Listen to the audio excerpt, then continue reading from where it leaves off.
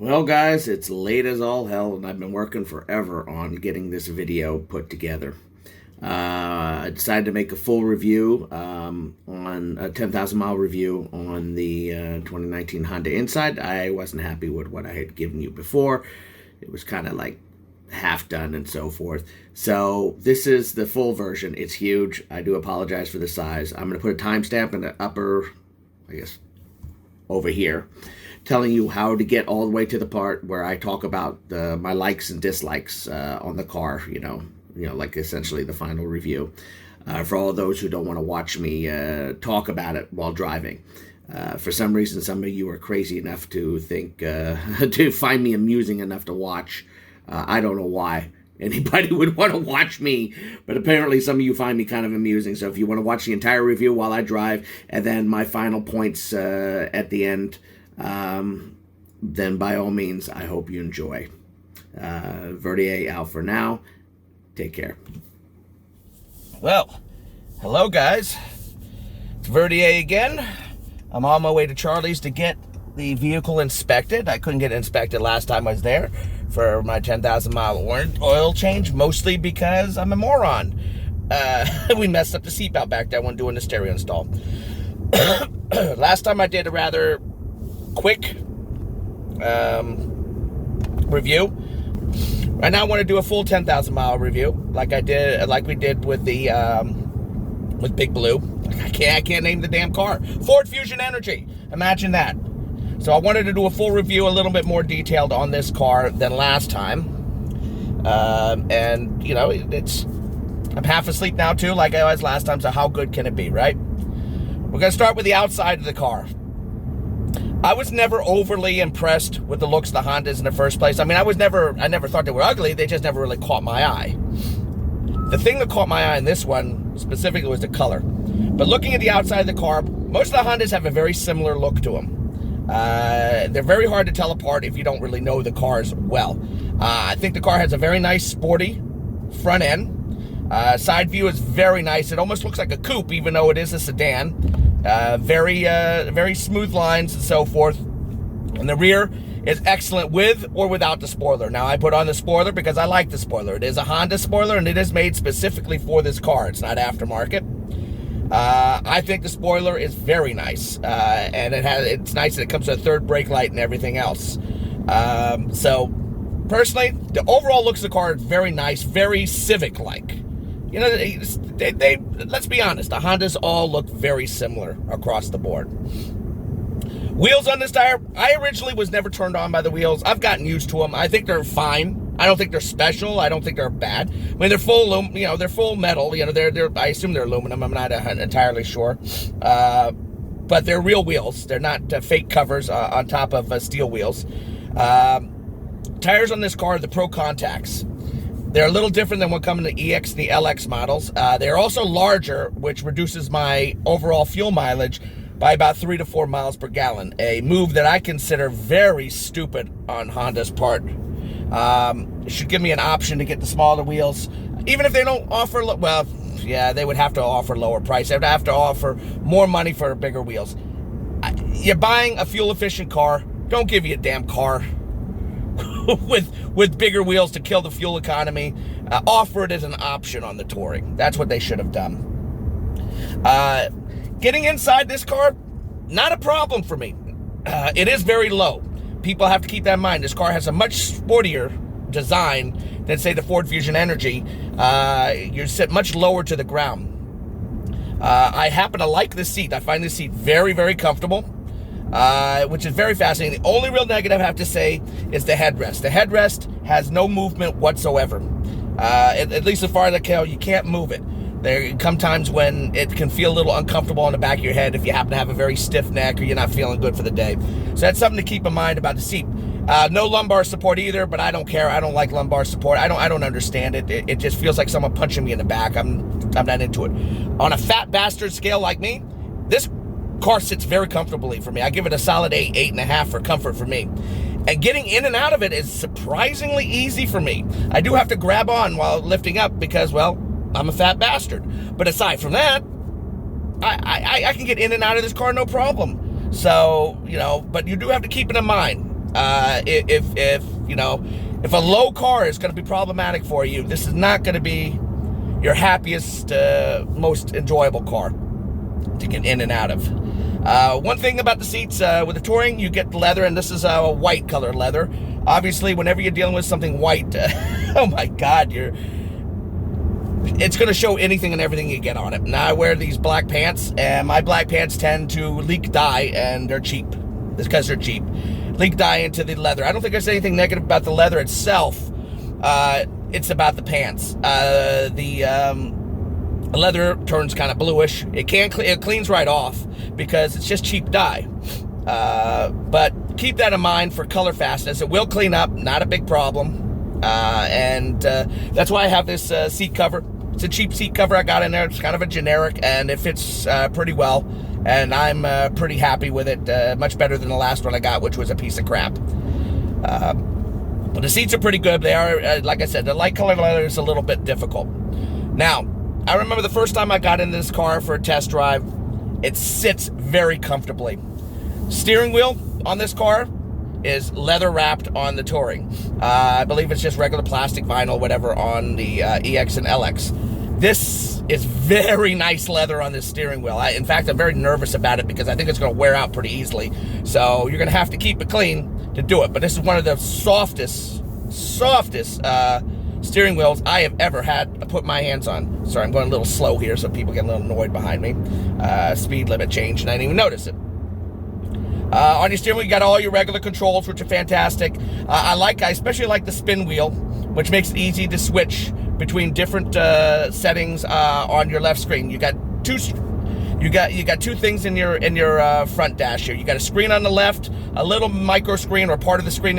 Actually, it's one full screen on the left, 3/4 left, 3/4 side on the left, and the other is just an analog dial for your speed. You can easily change between different things by spinning the wheel, hitting the home button to go to home thing. I have to tell you honestly, most of the stuff in this thing, I mean, we can go through the ideas. You know, you got navigation, phone, all these things will pop up automatically. Audio, as you do things on your main head unit, you change to a station, it'll show it up here, but it'll go back to whatever your main screen is set at. Gauge onlys and so forth, power flow. Most of it is generally useless on an overall range. I generally keep it on range and fuel, which gives me my overall range that I have left over for driving. And it gives me my general gas mileage and so forth. Most of the rest of it, I think, is generally useless.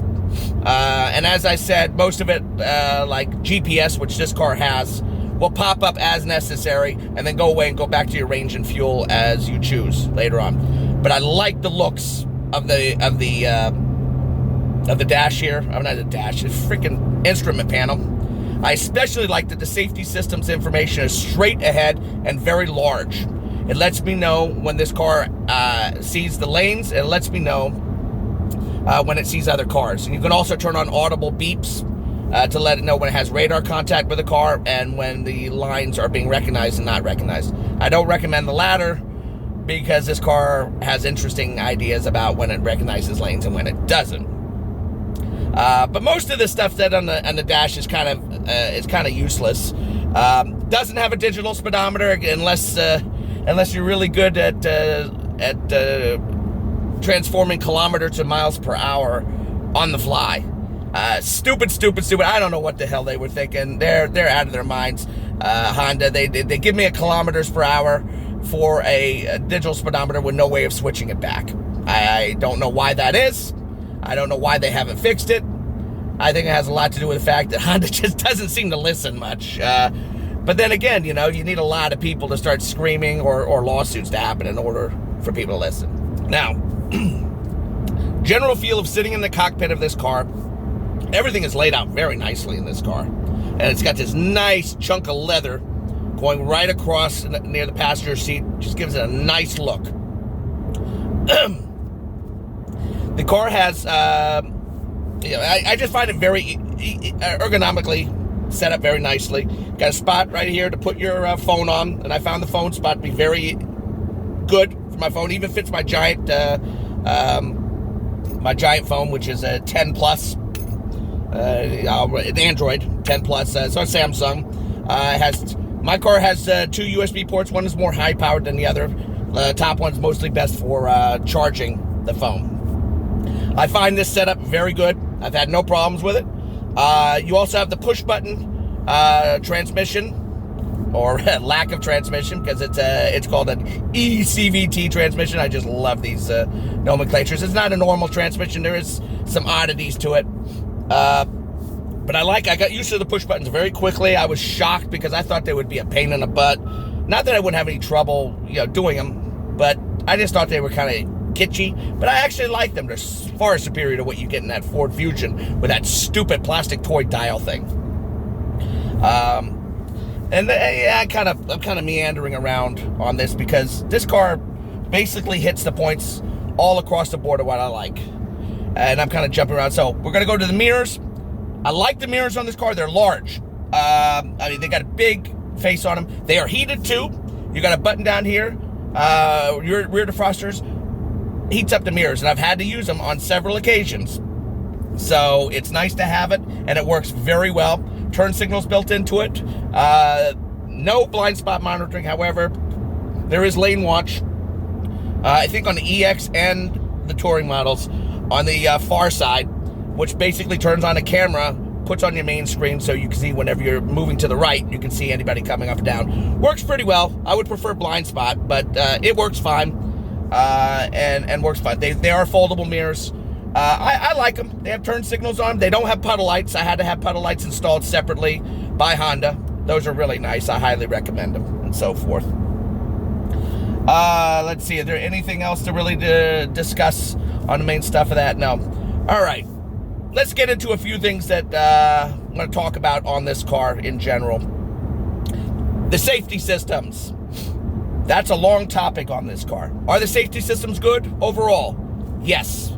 And you guys, any of you guys been watching me know I bitch about them constantly. I expect better from this car because the Ford is much better in its safety systems. Do I feel safe in this car? Generally. Mostly, yes. I feel safe in this car when it comes to the safety systems. But I'm vigilant all the time, but this car I'm especially vigilant on. Now, I'm going to tell you all the safety and things we have. We of course have our lane keep assist system and lane centering. When you get above about approximately 45 miles per hour, if the car sees both sides of the lanes, it'll light up the lines in here and the car steers with you. I freaking love this. This is so it's nice. The car sits there, keeps you in the center of the lane. It turns with you and so forth. I believe it was Filbert. I haven't seen you on the site, on the forums lately.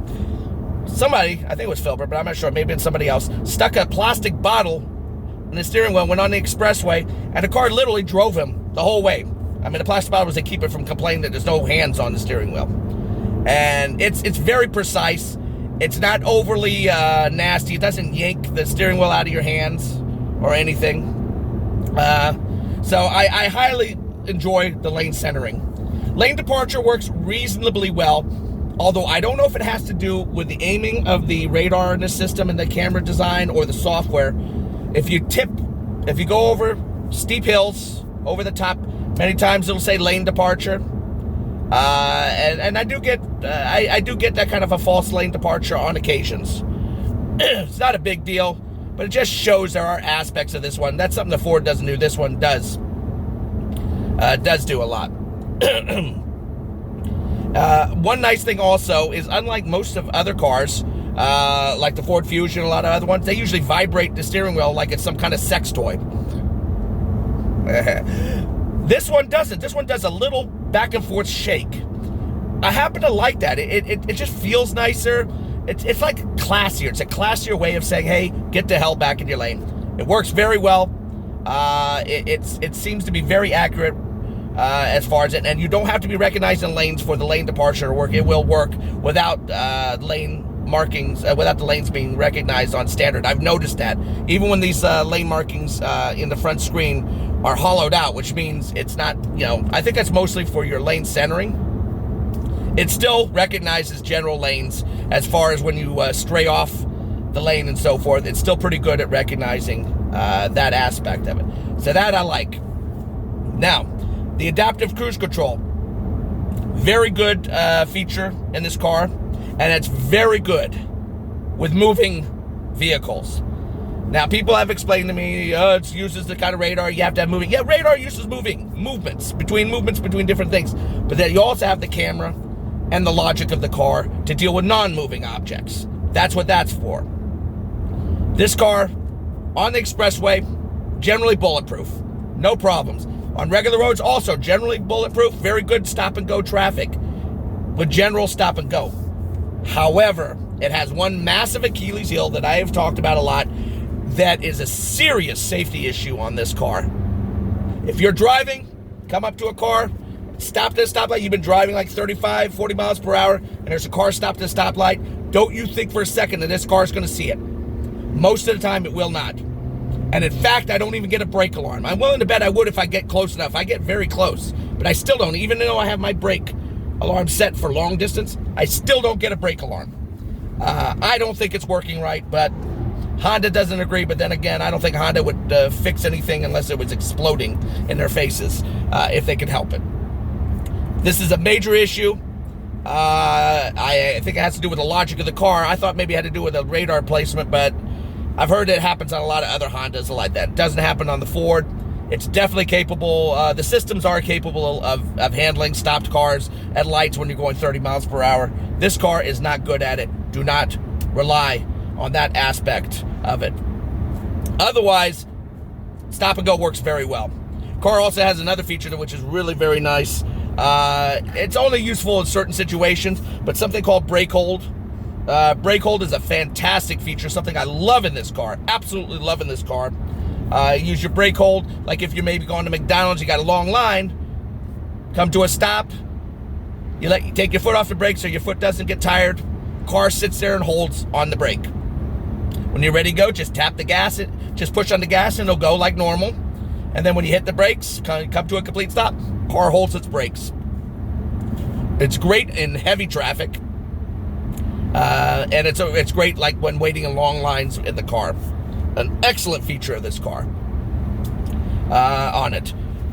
Rest of the safety systems in this car that I could think of, and I'm sorry, I'm half asleep, so it's very difficult for me to remember. Rest of the safety systems in this car are the average safety systems that most cars have. You know, what they call positive traction and limited slip differentials, that kind of stuff. Fine. How does the car ride? That's one of the things I like about this car. You feel very connected to the road on this car. Very sporty for a hybrid, of all things. And you still get great gas mileage. You're going to get better in the EX and LX due to their smaller tires, a little less weight and so forth. Much better, more than likely. Also, if you're a careful driver.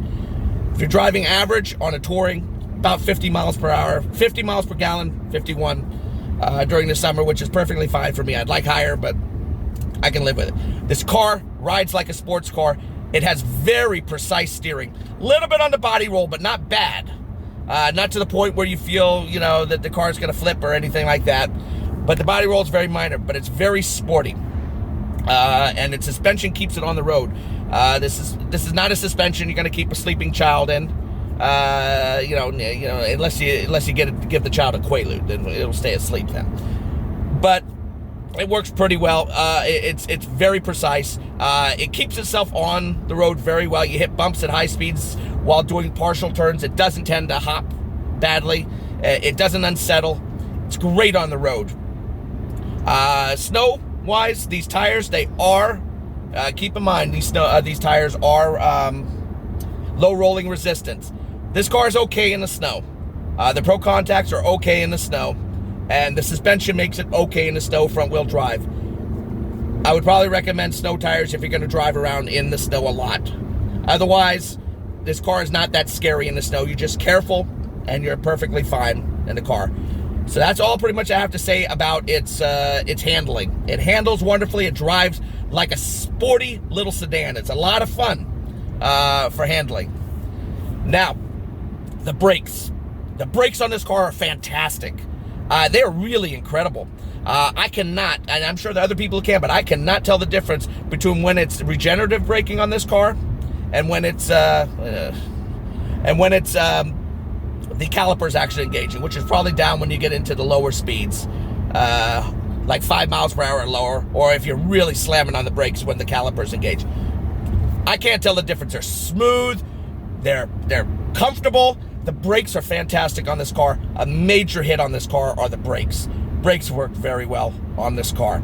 Overall, this car is just a lot of fun to drive. It feels safe, except for that one thing with the adaptive cruise control. It feels generally safe, and ergonomically, it's well designed. They've had a long time to ergonomically design this car, since it's basically Civic, designed on the Civic platform. So they've got it right, and that's one of the things I really liked of it. Car also comes with these paddles on the side, mostly to engage more regenerative or disengage regenerative braking. Basically, they're of not much use to me, except they are good for when you're going down steep hills. Like I usually have my cruise control on like I have it now. Just back there, you may have heard me beep. At some point, you may have heard me beep. And that was mostly me hitting the regenerative braking as going down a hill, because the car speeds up and doesn't hold its speed. And I use regenerative braking. I tap on the paddle in order to gain a little bit more regenerative braking to add more power to my batteries in the back. Do I need the paddles? No. But they're okay. Automatic lights. Car has automatic lights. Generally very reliable. I do get flashed a bit in this car because these cars' lights are very bright. They're just bright. They're not in people's eyes. Just people think you have your brights on, and they're all wishy-washy rubbernecker pain in the asses that oh, you got your brights on. No, I don't. And I like flashing my brights in their face because they're jerks, but whatever. I do get flashed a bit on it. The auto brights are pretty much, they work 99.9% of the time. Occasionally they do get stuck. I've had them get stuck in bright mode. I don't know why. Just a flip of the brights switch here, and it fixes it, no problem. Minor little issue, but nothing heavy duty. The automatic wipers. They're not so good on this car. They're not terrible. They're not as terrible as I lead you guys, or I've said before. And you can hear right now, I'm going to use my regenerative. I'm getting close to a 45 mile per hour changeover, and so I'm slowing the car down and getting more battery power. The automatic wipers, they're a little, how shall we say, schizophrenic. They swing wildly when there's almost no rain sometimes, and sometimes they don't know when to engage more. I would have been just as happy with intermittent wipers. If you're going to buy a car specifically, and one of the big features that's really the big thing that's moving you up to the next level is the intermittent wipers, and the rest you can do without, don't move up. It ain't worth it. Not intermittent, I mean auto wipers. Don't do it. Don't do it. It's not worth it. They're cool. They work all right, but no, not especially not on Honda. They're not that great. They work okay. They're usable, but they're not that great. So don't be going all out on that. Telephony works perfectly fine in this car. It'll call people, no problem, with my telephony buttons down here on the screen. Pops right up. So I'm very happy with that. Voice recognition. Now, I've given a little bit of hell on the voice recognition on this car. I don't use it that much. I think I may have misjudged it a little. What it is I think it's a little, you have to pay it. What do you, oh, somebody's slowing down in front of me. Hey, there we go. It's working fine. There we go. Let's just move over here. We can speed up now. God, I love this car. I love this car. I really do. God. Oh, yeah. Voice recognition. I think where I've been making a mistake with the voice recognition of this car, because I was basing it the Ford. The Ford's voice recognition is more advanced. It pretty much can take complex commands from the very beginning. The Honda voice recognition could do most of what the Ford one could do. The only difference is it does it in steps, which is more annoying. You have to say USB drive, when you kick the button and you want to play something, change something, you have to say, with me, I'd have to say USB drive, USB, because that's one of the choices. Then I would just have to say song this or artist this. With the Ford, I would say play Sirius by Alan Parsons Project, and it would automatically do it pretty easily, almost all the time. Here, you can't do that easily. Here, you basically have to go through more steps to do it. Does it work? Yes. But it's a little bit too meandering. So keep that in mind. It ain't perfect, but it works. Switching to some driving mechanics of this car. This car has 3 driving modes: Eco, Sport, and EV. I generally just keep it on Eco and let it do its thing. I guess you can press Eco off and it can go into standard mode. A guy by the name of Filbert did a lot of testing on this and if you look him up, he hasn't been on the forums in a while, but if you look up any of his past posts on the forums, you can find out what kind of differences he got with driving in gas mileage. Now let's be honest.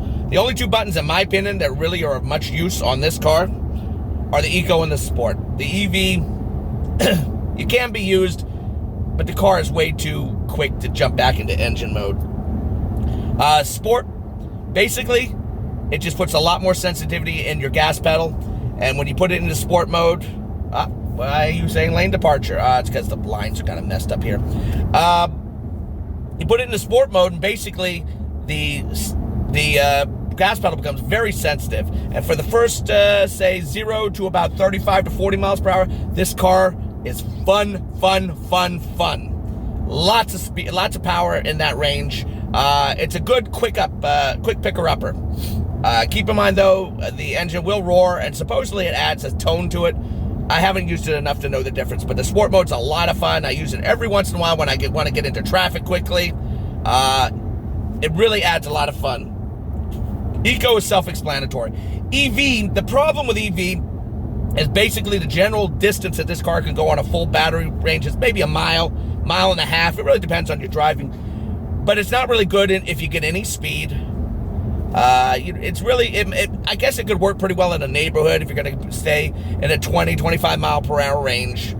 And you're just going to go down the neighborhood and you want to use the EV so you don't waste any power. But I find EV to be basically useless on this car. It's not really something to use all that much, and, whatever. I don't want to go too deep into it. It's kind of stupid. I just don't think the EV is all that special on this car, and I don't think it's a necessary button. I think it's there just for people to say, hey, I can do EV, and you can. Just don't press the gas pedal down much at all, otherwise it'll go right back to engine power, or, well, hybrid power. So that's all pretty much I'm going to say about that. One of the things, I like the setup of this cup holder. Everything can move back and forth. The way this thing opens up, and it slides. This is a nice thing that they had from the Civic for your storage. There isn't a lot of storage in this car, but enough. And I like this storage setup. I think it's a great little setup, and I think it's one of the good designs aspects. Now, getting into the climate control setups, much better setup. See, this is what you can do with a couple of buttons and dials. This is what a climate system should look like. And I know Ford has done climate systems similar to this in the past. This is what they should have done on a Ford Fusion Energy instead of the 500 buttons. It's great overall. Works. AC is great, although a lot of people reported this. I have it, but it's off and on. A little bit of a rustling sound in the air conditioner. You don't generally hear it if you're playing the radio, especially not me. But it is there. I don't know what it is, and it never happens when it's at the dealer, so I can't get it fixed. So just keep that in mind. This car comes with seat heaters, work excellent, warm up the seat very nicely. Nice plus to have. I think that only comes in the touring model or higher. I also like my little sunroof, but that's all part and parcels of having a touring. Now we're going to get into the general computer of the car. This is like the first generation of this particular computer design. They have it in the 2018 Accords, and I have a feeling they're going to have it in newer models, and the newer models from this point on. It has had its hiccups. A lot of people, including myself, wow, it's already 1:30, I'm late, have had crashes with this head unit. This head unit, I've had it freeze a couple of times here and there. Funny thing though, the more I've used it, the less it freezes. Which leads me to wonder if Honda is making micro updates that they're not listing in their update system when you're using it, or overnight, because this system connects no problem for updates, unlike the Ford. I'm wondering if they're doing micro updates, because the system's become more and more stable the more I've used it.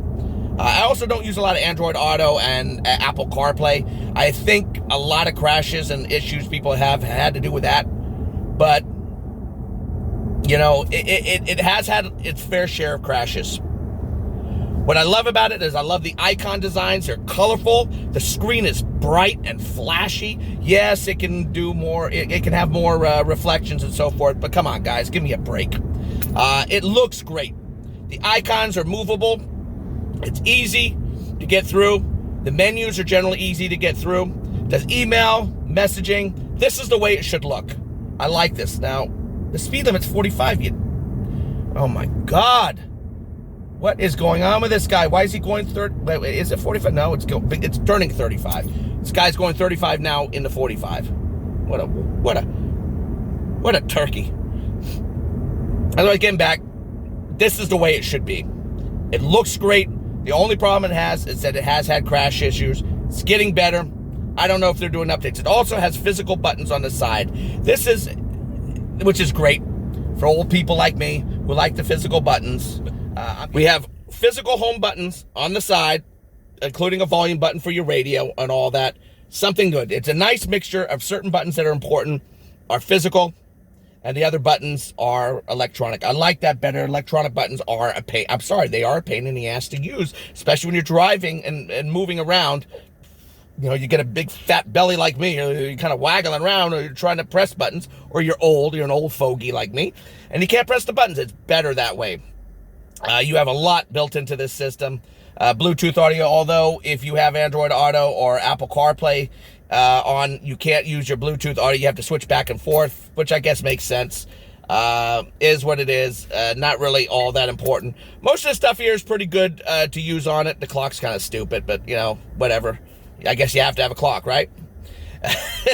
Trip computers, power flow, all the basics that you would have in most cars. There's really not much else to say about the computer system except I like it. I like its design. I like the way it works, and I think this is the way most of them should work, not this esoteric, ugly, not so looking. Now, this guy's going way too fast. Esoteric, ugly-looking icons like they have in the Ford, which are just not good-looking. There's no reason for it. But it's definitely a good setup on the screen. Sound system. This car had what's called the premium sound system, which is 10 channels, which actually sounds reasonably good for average people, as long as you don't put too much volume in it. Once you start getting into higher volumes, the sound system became impossible to listen to, especially at very high volumes. It became a screeching nightmare out of a center speaker, and I don't like it. If you're going to buy your car for the premium sound system and you play your system loud, and I mean significantly loud, I'd say 20, 25 or higher, this thing goes up to 40, then don't bother. If that's the only reason you're going for touring is for the premium sound system, don't do it. Gas mileage and upgrade your sound system. You can do it yourself. Well, not yourself, but you can get it done, and you can get a great sound system that'll sound just fine. It's not worth it on this car. The sound system's been a nightmare for me, and I finally got it under control. It cost me a lot of money, but I want high fidelity at very high volumes. So when you want that and you got 10 channels of sound to deal with, and yes, it is really 10 channels in this car. I believe it's 8 in the EX and 6 in the LX. I would at least try to go for the EX model if you can. Then yeah, definitely want to do it. You definitely want to avoid paying for if you're going for touring just for the high-end sound system. That's one of the things I did. I went to the touring for the high-end sound system, and I regret that reasoning for it. The rest of it's fine, but I regret that particular reasoning for it. The rest of the reasons, I love my sunroof and so forth. So, you know, and that's basically all I have to say about the stereo. I've done so many videos and information on stereo and trying to upgrade the stereo and get it working better. I'm not going to get, it's ridiculous to rehash that crap. Car also, in the touring, comes with the auto dimming rear view mirror. That's an upgrade worth having. Again, I've told people before, if you never had it, you don't know what you're missing. Being able not to have to deal with people's brights in your eyes, it's worth every single penny of paying the extra for that mirror and the connector for it. Also comes with a home link. I don't use home link, but I do use it to open up my garage doors. which is great, and that makes that very easy and so forth. And that's basically all I think I really have to say about this car. We'll go into the hits and misses, and we'll go from there. I'm here at Charlie's, and we're going to go and get my what do you call it? Oh, for heaven's sake. I'm going to go get my inspection done. Well, guys, we're at the end of the driving part of this review, and now we're going to get into the various hits and misses, many of which most of you already heard before. But what the heck, let's do them again anyway. I've got my crazy hair today. Yes, it's my day off, and I didn't feel good about my last review I did for this car. It was kind of rushed and didn't quite get there, so I thought, what the heck. I'd redo the review for you and get it set right. So, we're going to start with the hits on this car, the 2019 Honda Insight. And it's pretty much going to go with the 2020, I have a feeling. I don't think they're doing much of a change on it. Number one, the style. Yes, the Hondas all look very much alike. But high gas mileage and hybrids have never really looked this good before. And it's also nice to see a sedan out there for once. This car is beautiful. And I think they call it cerulean red, also known as crimson pearl. You can't get the same names on the cross. But the overall looks of the car are they're very sporty. It's got that nice European slope of the roof. The car just looks good, and it looks fun, and it's great looking. So we'll get to number two. We'll use the F word, and we're going to use it again. Fun, fun, fun. This car is a blast to drive, especially for a hybrid. That's the one thing that something like the Prius never had. It isn't fun. This car has handles like a dream. Sure, you could probably get stickier tires. If you put stickier tires on it and stiffen up the suspension a little, this car could be very sporty and very racy. But as it is, just as a hybrid and still getting the kind of gas mileage it does, this car is fun to drive. From your sport mode buttons to just hitting those curves hard, this car is fun, fun, fun. Number three, the overall look of the computer system on this car. And we're talking for EX and Touring owners. I can't speak for LX. It's a completely different little system. From the overall beauty of the icons on the screen, to having physical buttons on the screen, the glossiness of the screen. Many people may not like glossiness. I like the glossiness. It just gives them more of a 3D look. The overall settings of the menus look good. The fonts look good. This is what a system should look like. This is fantastic design as far as looks are concerned. It works pretty well overall. Pretty easy to understand and use. I really love the computer design in this car. I think it's a fantastic overall design. Number four. And it's going to be a matter of opinion, but then again, aren't they all? Seat comfort. I find these seats to be very comfortable, except for the headrest, which could be very problematic at times when you have a headache or you're very tired, stiff neck, because the headrest does not swivel back and forth, forward or back. I find the seats very comfortable. They hug my big, fat, grimace body very nicely. They hold me very comfortably. I think they're great seats. Very comfortable seats. Number five, the overall interior beauty. This car looks good on the inside. It looks more expensive than it is. It does not look like an inexpensive hybrid. It doesn't look like it just looks good from that little bit of leather that they have over on the passenger side going across the dash to all the soft plastics, and even some of the plastics, while very prone to scratches. You got to be very careful for scratching some of these plastics. They're very nice feeling plastics, and it looks like they put some serious money into it. The overall interior design is just absolutely beautiful.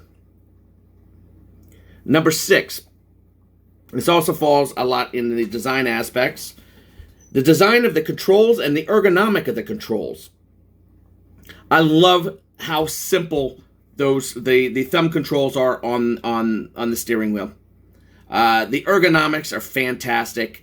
Where the phone sits is perfect. The push button ECVT drive is fantastic. None of the buttons are hard to get to or hard to find or deal with. Once you know where they are, they're generally easy to deal with. Just a fantastic ergonomic design to this car, and I fell in love with it the moment I sat in it, and I found the button so easy to work with that I found the button so easy to work with. It just I could run the car within 5 minutes. I understood how to do this car. It was just fantastic, and I loved it very much. Number 7, gas mileage. You get great gas mileage. Even in the touring, you get a great gas mileage, and it's still a fast and fun car. Yeah, you can find other cars that'll give you a little bit better gas mileage, but most of them aren't as good looking or as fun as this car is to drive. So, 50 may not seem huge to some of these people out there. I mean, but the EX owners are even getting even higher and so forth. But gas mileage is definitely a big plus on this car. I don't think good gas mileage has ever looked all this much as good as this in general. Number 8, a lot of tech for the money.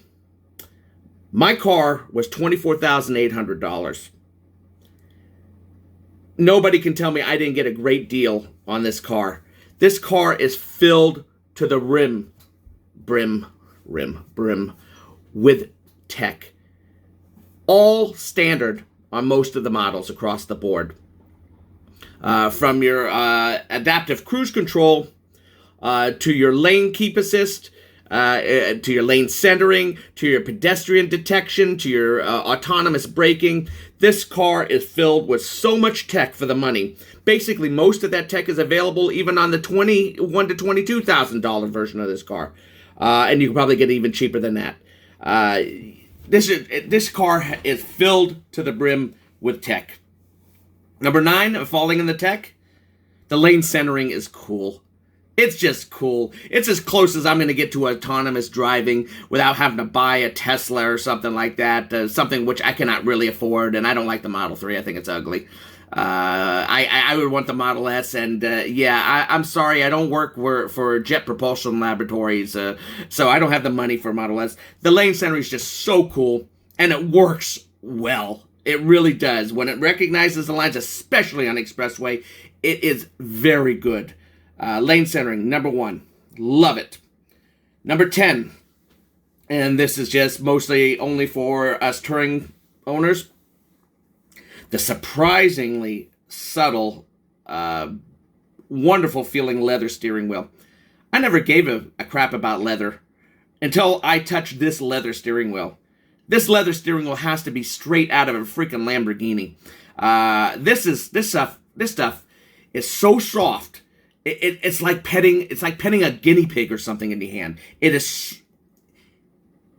I don't know. If they could make the seats like this, it would be absolutely incredible. The leather on the steering wheel, it's more esoteric. It's not something that most of you are going to see. But if you have a touring, the leather on the steering wheel is absolutely fantastic.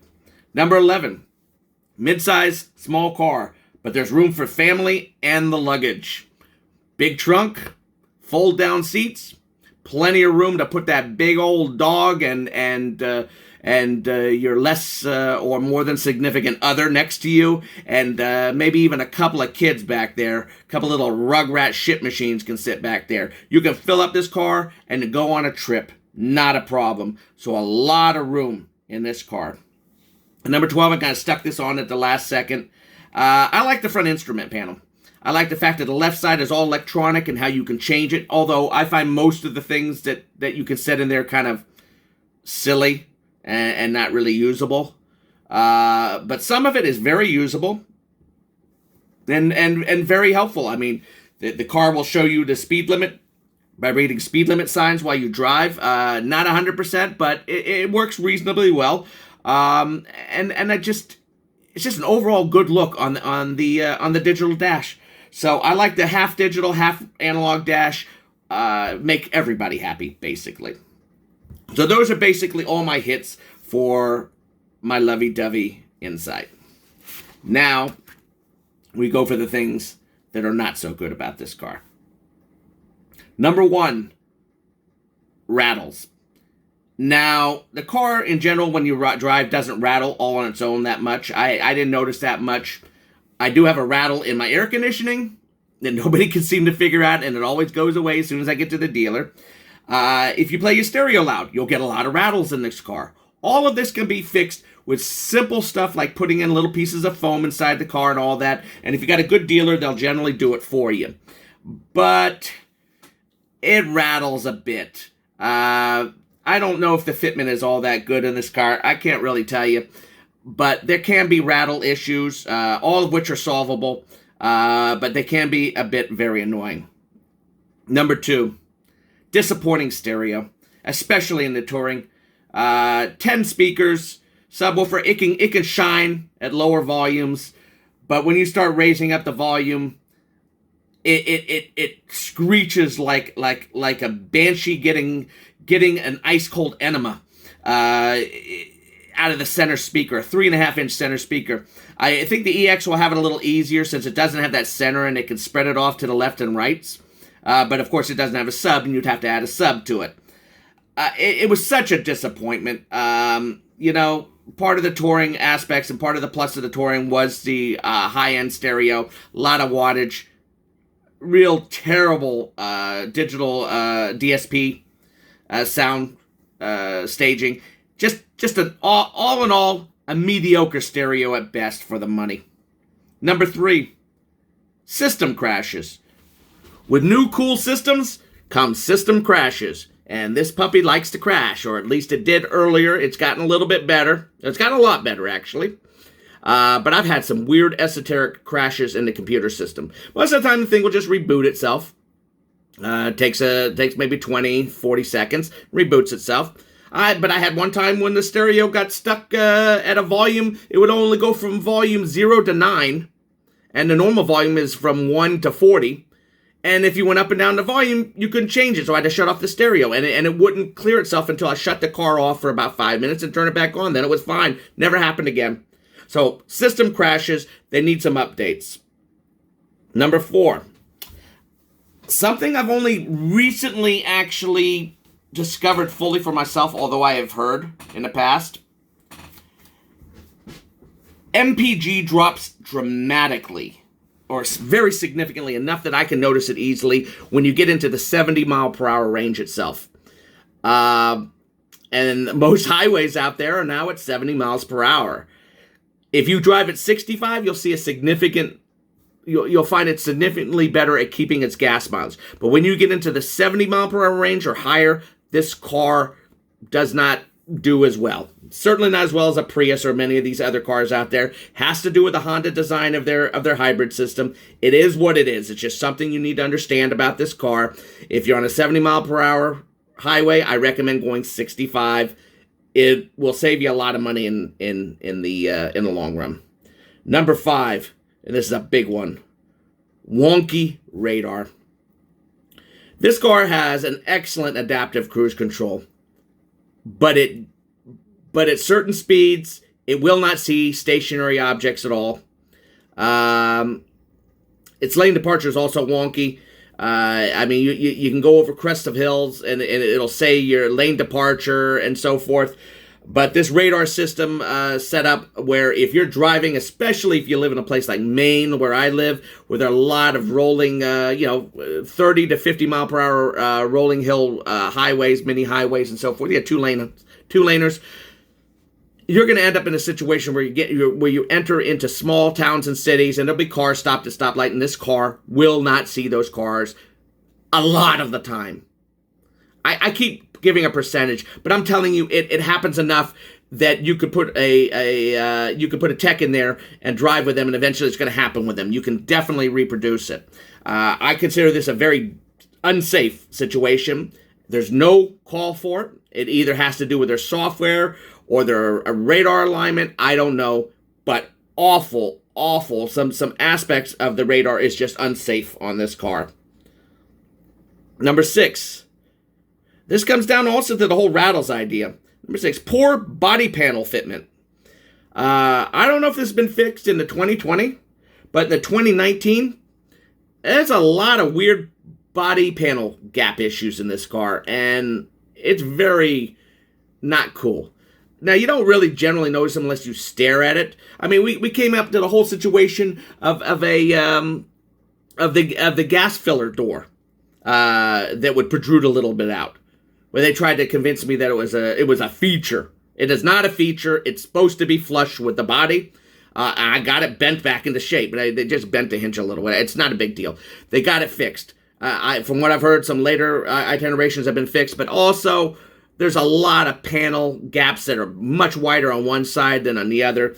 It just shows a poor fit design. Finish is nice, but fit is not so cool. Number 7, Honda Link, and I didn't even mention this in talking on the video.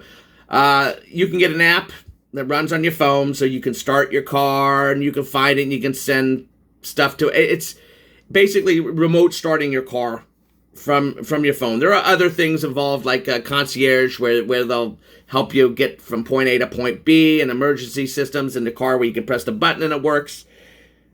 Simple Honda Link, just so you can unlock and lock your car with the cell phone and start it. Like maybe your car is real far away and you need to start it from a long distance. It'll let you know it started. $110 a year. Now that may not seem like much, but this car just got released. This is a new flagship, kick-ass new hybrid. And yes, they gave me a nice demo time, like 90 days or some crap like that. I can't remember. Actually, they may have even given me a year. But I think $110 is just too much. Now, I could be way out of line here, but I think they're being a bit cheap on this. Ford has managed to give me most of this connectivity for free. So, come on. Honda Link, $50. $49.99. $110 just for that one thing, and if you want to add other things like finding your car if it's lost or whatever, it's another like $90. It's just ridiculous. Too expensive. Number 8, bullshit EV button. Yeah, some of you are going to be able to tell me, I can use it all the time. Yeah, well, for the average person, the EV button is bullshit. Yeah, you can turn EV. You barely press the gas pedal and the damn car will shut off EV and go back to hybrid mode. Heaven help you, it's not like you can even sneak out in EV mode if it's even slightly cool outside, because the car automatically will engage its engine to warm things up. It's just, the EV button, I think, is more there just so you can show, hey, look, I have an EV car. No, you don't. You have a hybrid. That's what it is. Enjoy it for what it is. Number 9, no blind spot or cross traffic alert. I'd really like to cross traffic, but I like blind spot too. And with all the tech they put on here, they gave you the Honda, the lane watch camera, which apparently a lot of people asked for back. And it's not so bad. I've gotten used to it. It's pretty cool. But blind spot is better. And I'd rather have had the blind spot. So I think they should have put blind spot monitoring in this car. I wish I had electric mirrors too that electrically folded in, but that's a whole nother thing. But blind spot monitoring, and especially cross traffic, which would be probably part of the blind spot monitoring system, that should have been in there in the first place.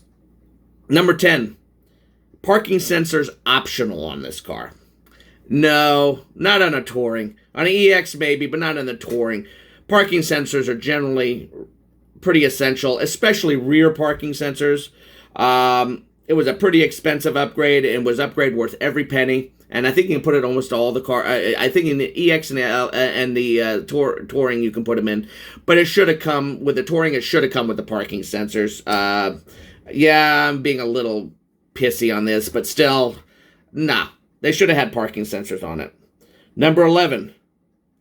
Oh my God.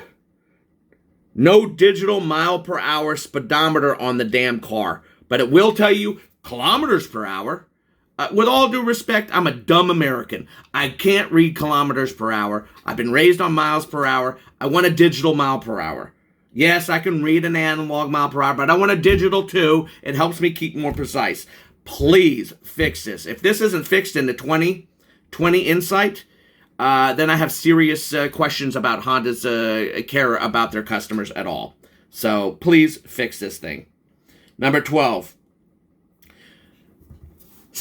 If you go to a touring, they give you bigger tires and bigger wheels. No. The parking sensor should have been something you get with a touring, and the wheels should have been an option. Who the hell wants to buy a fuel-efficient car just so you can put wheels on it to kill its fuel efficiency? That kind of hurts the original sales mentality of what this car is all about. Now, it doesn't mean there aren't going to be a lot of people that want to put cool, big tires. That's fine. That's all in for you. But don't automatically hobble the car just because somebody wants to get the sunroof and all that. Hobble them with 3 to 4 mile per gallon less than everybody else. That's ridiculous. And it's the wheels. And I can tell you for sure it's the wheels because I've put a lot of... I've put at least 60 to 100 pounds worth of sound dampening material in this car, and its gas mileage is no different than it was before. I put a lot of extra stuff in this car, and the gas mileage hasn't changed from before. It's the wheels that are really making the difference in the EX and the Touring. There isn't all that much more weight. And number 13...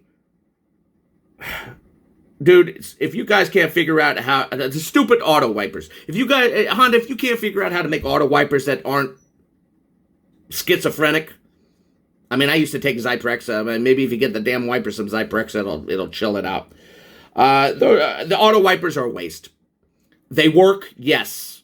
But they get real schizo and weirdo all the time. They won't run sometimes when you really need them to. Or they run like... mad when there's nothing on the windshield. The auto wipers suck. Intermittent wipers are perfectly fine. If you're going to upgrade to a Touring, and the big reason is for the auto wipers, dudes, just go get a vasectomy, sterilize yourself, because we don't want any more of your kind bred, because you're stupid. Sorry, that's a mean thing to say, but it's stupid. They don't work. And that is all my bitching on the misses. I'm sure I've missed a lot of stuff, but I really don't care. I've said plenty. This is Verdier. I'm hoping this, just a little bit of fun to give you my 10,000 mile review on this car. I didn't like the 10,000 mile review I gave you guys before. It wasn't fair. You needed a real full one. Yes, it's huge. I'm sorry. Shoot me. And I'll put some timestamps at the beginning so you know how to jump directly to this section. But either way, I still love this car. Even with all the bitching I give it, I still love this car. And now that the stereo is fixed, I love this car beyond belief. Well, that's it for now. Verdier, over and out.